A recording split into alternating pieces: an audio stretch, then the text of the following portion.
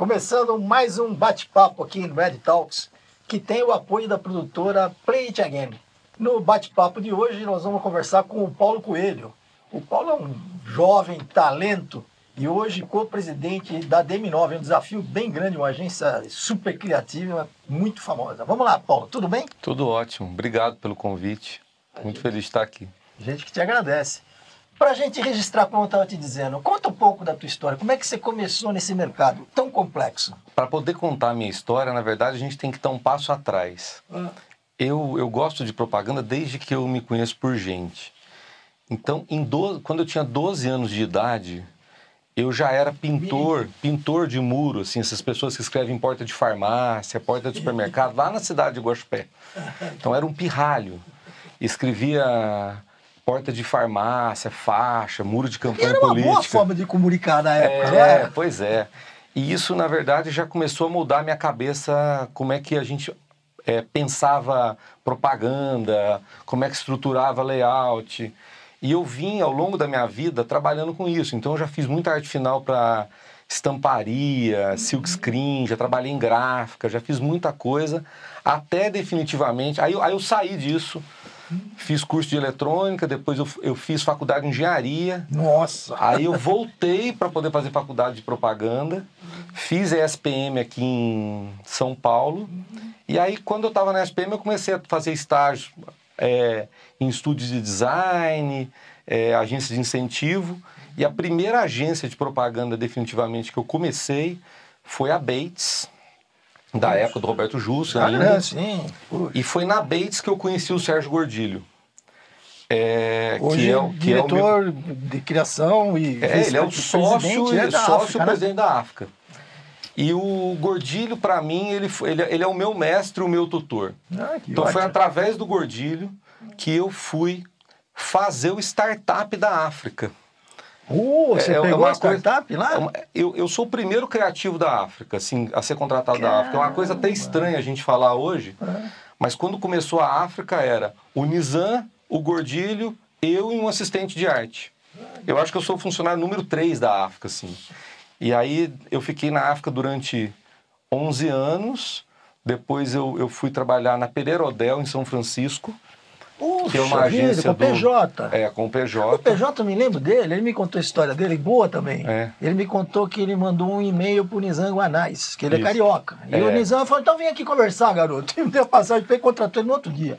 O PJ entrou na DM9 para poder trabalhar, na época da DM9, como o cara da tecnologia, que ele não sabia o que ele fazia.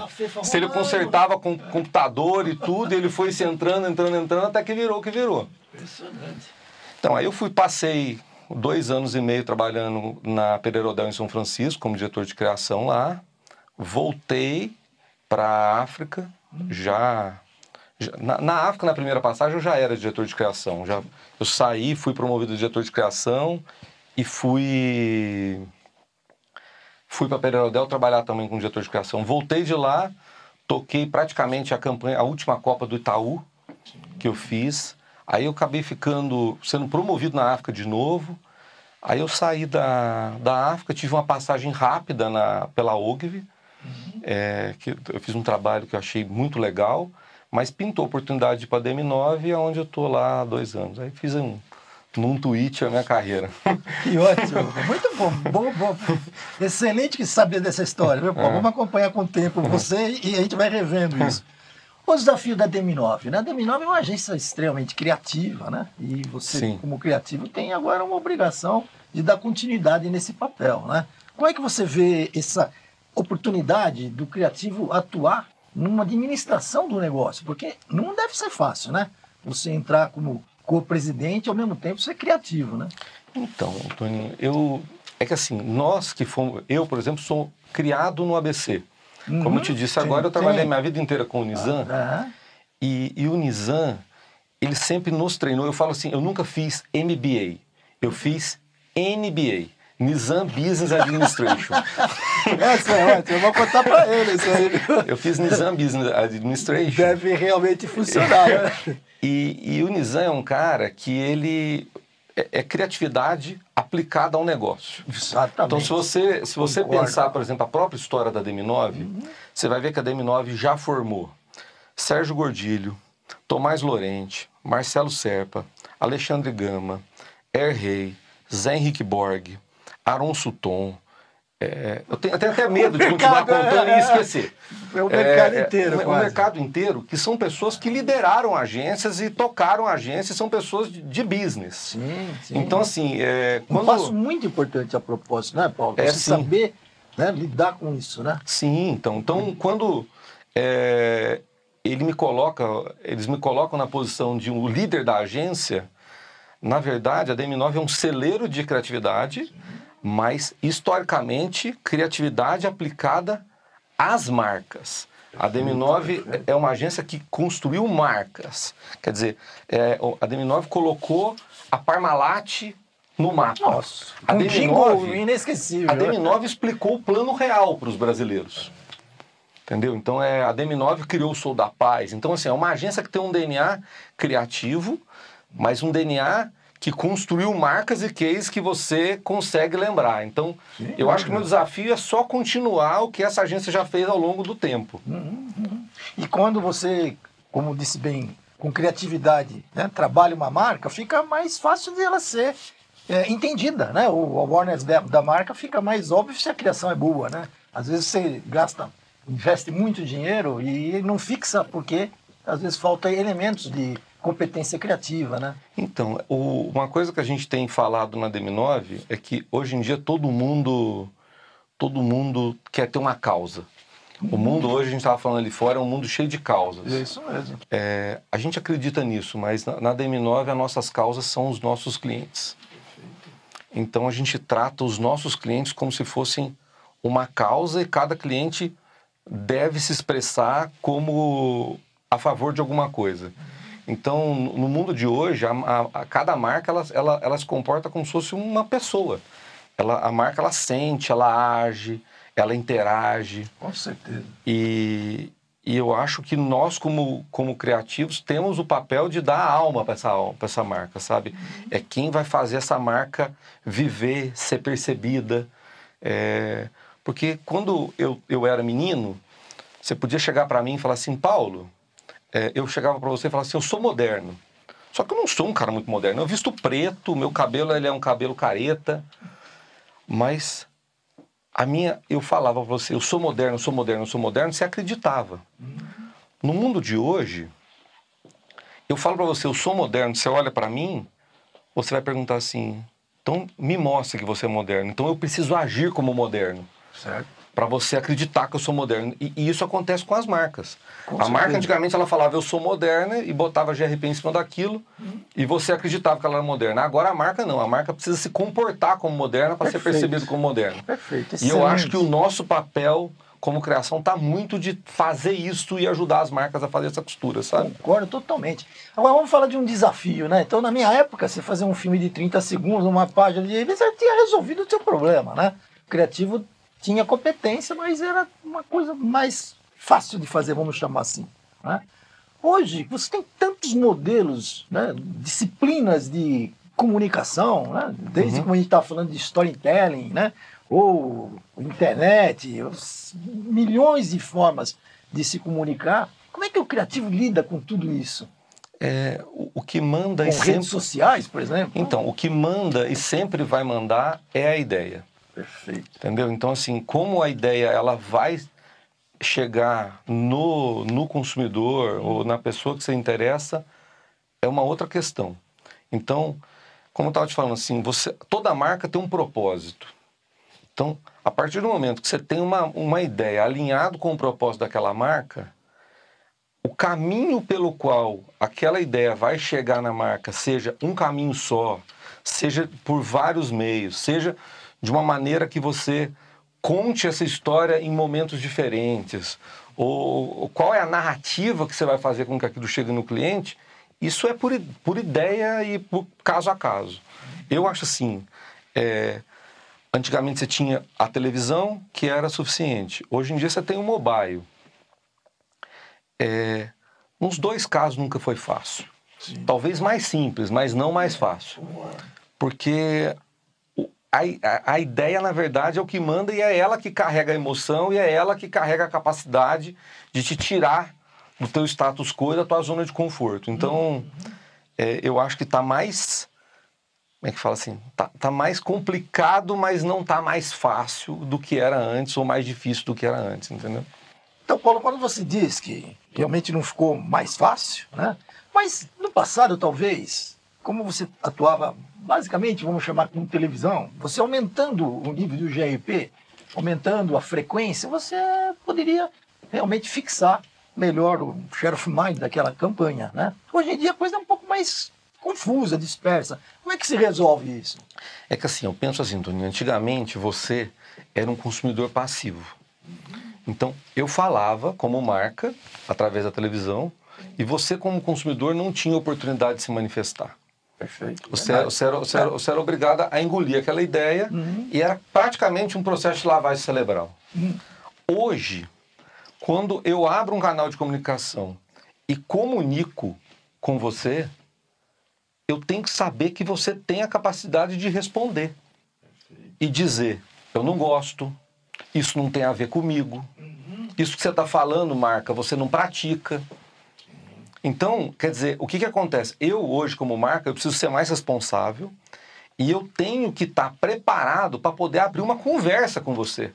Então, quando eu venho com qualquer mensagem para você, eu praticamente tenho que estar preparado que isso vai me devolver alguma coisa. Ou eu te apoio, ou por que você está falando isso se você faz isso? E aí você vão abrindo outras tangentes. Então, assim, não é que o GRP ele compensava. Eu acho que a pessoa ela não tinha, a sociedade não tinha capacidade de fazer uma resposta, a réplica, interagir, né? A réplica, né? Então, e hoje em dia as marcas têm que estar preparadas para isso. Por isso que eu te falo, a marca, ela deixou de ser um agente passivo, onde ela se colocava, eu sou assim, e falava aquilo goela abaixo para o seu consumidor, e ele era obrigado a entender que ela era daquele jeito, e passou a ter que se comportar da maneira que ela gostaria que fosse percebido.